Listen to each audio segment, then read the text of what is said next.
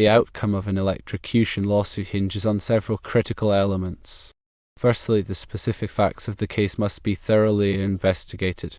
The court needs a clear understanding of the sequence of events leading to the electrocution, including the exact circumstances and mechanisms involved. Secondly, the applicable law plays a vital role. The court must determine which laws govern the situation and how those laws should be interpreted in the context of the electrocution.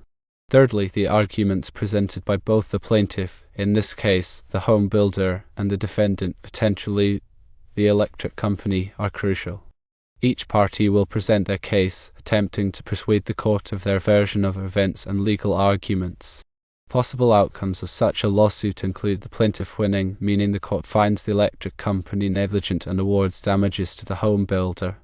Negligence in this context implies that the electric company failed to exercise a reasonable standard of care, directly contributing to the electrocution. Damages can cover a range of losses, including medical expenses, lost income, and pain and suffering. Another possible outcome is the defendant winning, where the court concludes the electric company wasn't negligent, or the plaintiff was contributory negligent. Contributory negligence suggests the home builder's actions or omissions partially caused the electrocution. A case could also be settled out of court. This involves both parties reaching an agreement, often involving a financial settlement, to avoid a trial. Predicting the outcome of an electrocution lawsuit is complex, but key issues usually considered by the court include whether the electric company was negligent, the plaintiff needing to demonstrate the company failed to take reasonable precautions to prevent the electrocution. Whether the plaintiff was contributory negligent, the defendant might argue the home builder didn't take adequate steps to protect themselves from electrocution. And the extent of the plaintiff's damages. The home builder must provide evidence of their losses, such as medical bills, lost earnings, and the impact on their quality of life. The final verdict depends on the details of the incident and the legal arguments presented.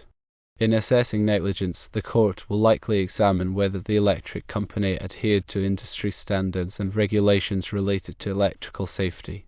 Factors like the condition of electrical equipment, adherence to safety protocols, and warnings provided to individuals working near electrical hazards will be considered. The concept of contributory negligence introduces another layer of complexity. Even if the electric company is found to be partially at fault, the plaintiff's own negligence can reduce or even eliminate the amount of damages they receive. For instance, if the home builder ignored visible safety warnings or failed to use appropriate safety equipment, this could be considered contributory negligence. Documenting damages is crucial for the plaintiff. Medical records, bills, and expert testimony can help establish the extent of the injuries and the cost of treatment. Lost wage statements and expert vocational assessments can demonstrate the impact of the electrocution on the home builder's ability to work. Evidence of pain and suffering can be presented through personal testimony, medical records, and expert psychological evaluations. Settlement negotiations can occur at any point during the lawsuit. Both parties may be motivated to settle to avoid the time, expense, and uncertainty of a trial. Settlement agreements typically involve a compromise on the amount of damages, with both sides giving up something to reach a resolution. The court might also consider whether there were any violations of safety codes or regulations. If the electric company failed to comply with relevant electrical codes, this could strengthen the plaintiff's negligence claim. Similarly, if the home builder violated any safety rules or procedures, this could support the defendant's contributory negligence argument. The concept of foreseeability is also relevant. The court may consider whether the electric company could have reasonably foreseen that their actions or omissions could lead to an electrocution. If the risk of electrocution was foreseeable, this could strengthen the negligence claim. The standard of care expected of an electric company is typically high, given the inherent dangers of electricity. Electric companies have a duty to exercise reasonable care in the construction, maintenance, and operation of their electrical systems to prevent harm to others.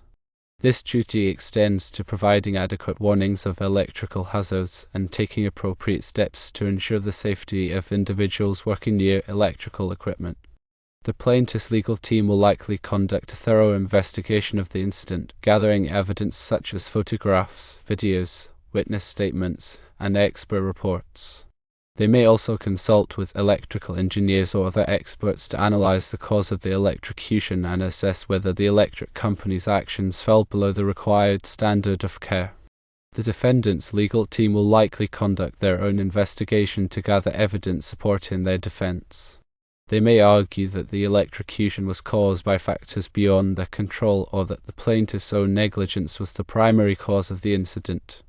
The court may also consider the role of any third parties in the electrocution. For example, if a contractor was working on the electrical system at the time of the incident, their actions could be relevant to determining liability. In some cases, multiple parties may share responsibility for the electrocution, and the court will need to allocate liability among them. The plaintiff's emotional distress and psychological trauma resulting from the electrocution can also be considered when determining damages. Electrocution incidents can be incredibly traumatic, leading to anxiety, depression, and other mental health issues. The plaintiff may be entitled to compensation for these emotional damages. The cost of ongoing medical care and rehabilitation can also be a significant factor in determining damages. Electrocution injuries can sometimes result in long-term disabilities or chronic pain, requiring extensive and expensive treatment. The plaintiff is entitled to compensation for these future medical expenses.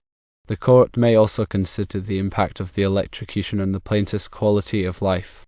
If the electrocution has limited the plaintiff's ability to engage in activities they once enjoyed, they may be entitled to compensation for this loss of enjoyment of life. The burden of proof rests on the plaintiff to demonstrate that the electric company was negligent and that their negligence caused the electrocution. The plaintiff must present sufficient evidence to convince the court that it is more likely than not that the electric company was at fault. The defendant can raise affirmative defenses, such as contributory negligence, to reduce or eliminate their liability. An affirmative defense is a legal argument that, if proven, would excuse the defendant from liability, even if the plaintiff has established a case of negligence. The court may instruct the jury on the relevant legal principles and standards of care. The jury will then be responsible for applying those principles to the facts of the case and reaching a verdict. The judge can also make legal rulings on issues such as the admissibility of evidence and the interpretation of legal statutes. These rulings can have a significant impact on the outcome of the case. The parties have the right to appeal the court's decision to a higher court. An appeal is a request to a higher court to review the lower court's decision for errors of law or fact. The appellate court can affirm, reverse, or modify the lower court's decision. The outcome of an electrocution lawsuit can have significant consequences for both the plaintiff and the defendant. A successful lawsuit can provide the plaintiff with compensation for their injuries and losses, while a loss can result in significant financial burdens for the defendant. Therefore, it is essential for both parties to seek legal counsel and present a strong case in court. The court might also consider the voltage level involved in the electrocution. Higher voltage electrocutions typically result in more severe injuries, potentially impacting the damages awarded. The duration of the electrical contact is another important factor.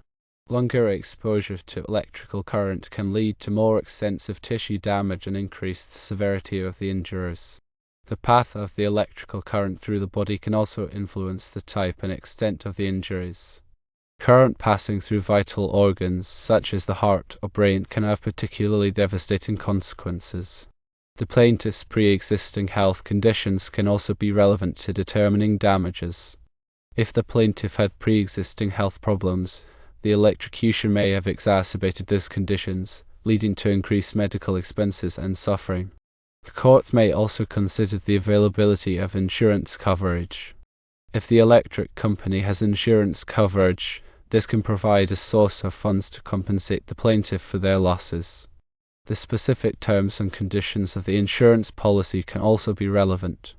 The court may also take into account any prior incidents or complaints involving the electric company. If the electric company has a history of safety violations or negligence, this could strengthen the plaintiff's case. Expert witnesses can play a crucial role in electrocution lawsuits. The electrical engineers, medical professionals, and other experts can provide valuable testimony to help the court understand the technical aspects of the case. The court may also consider the impact of the electrocution on the plaintiff's family. The plaintiff's family may have suffered emotional distress or financial hardship as a result of the electrocution, and they may be entitled to compensation for these losses. The court may also take into account any punitive damages. Punitive damages are intended to punish the defendant for egregious misconduct and deter others from engaging in similar behavior. Punitive damages are typically awarded only in cases where the defendant's actions were particularly reckless or malicious. The amount of punitive damages awarded must be reasonable and proportionate to the harm suffered by the plaintiff. The court may also consider the financial resources of the defendant when determining the amount of punitive damages. The goal of punitive damages is to punish the defendant, not to bankrupt them. The court may also consider any mitigating circumstances. Mitigating circumstances are factors that may reduce the defendant's culpability or the amount of damages awarded. For example, if the defendant took steps to prevent similar incidents from occurring in the future, this could be considered a mitigating circumstance. The court may also consider the plaintiff's own conduct after the electrocution. If the plaintiff failed to seek prompt medical attention or follow their doctor's instructions, this could reduce the amount of damages they receive.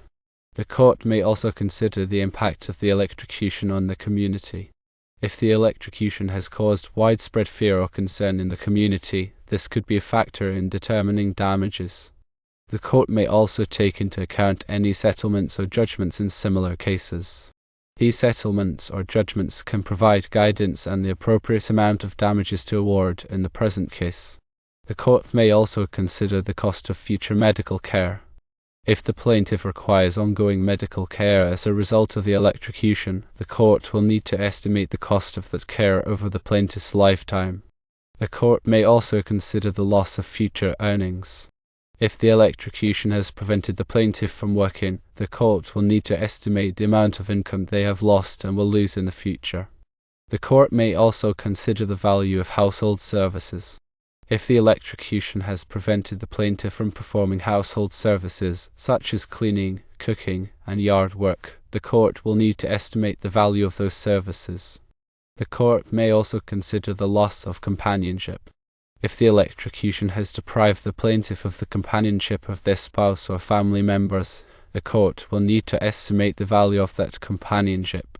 The court may also consider the emotional distress suffered by the plaintiff's family members. The plaintiff's family members may have suffered emotional distress as a result of witnessing the electrocution or caring for the injured plaintiff. The court may also consider the cost of psychological counseling or therapy for the plaintiff and their family members. The court may also consider the impact of the electrocution on the plaintiff's social life and recreational activities. If the electrocution has limited the plaintiff's ability to participate in social activities or recreational activities, the court may need to estimate the value of that loss. The court may also consider the impact of the electrocution on the plaintiff's ability to engage in hobbies or other pursuits. If the electrocution has prevented the plaintiff from pursuing their hobbies or other pursuits, the court may need to estimate the value of that loss. The court may also consider the impact of the electrocution on the plaintiff's ability to travel or engage in other forms of leisure. If the electrocution has limited the plaintiff's ability to travel or engage in other forms of leisure, the court may need to estimate the value of that loss. The court may also consider the impact of the electrocution on the plaintiff's overall quality of life.